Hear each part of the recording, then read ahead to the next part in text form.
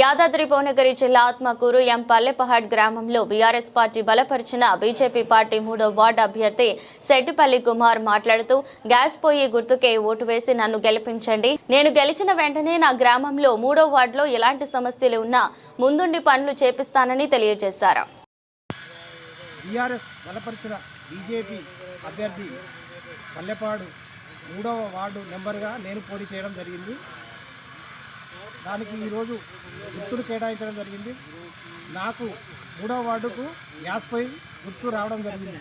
Gas పొయ్యి గుర్తుపై నా 3వ వార్డు ప్రజలు ఓట్లు వేసి అత్యధిక మెజార్టీతో గెలిపించారని నేను మిమ్మల్ని ప్రార్థిస్తున్నాను.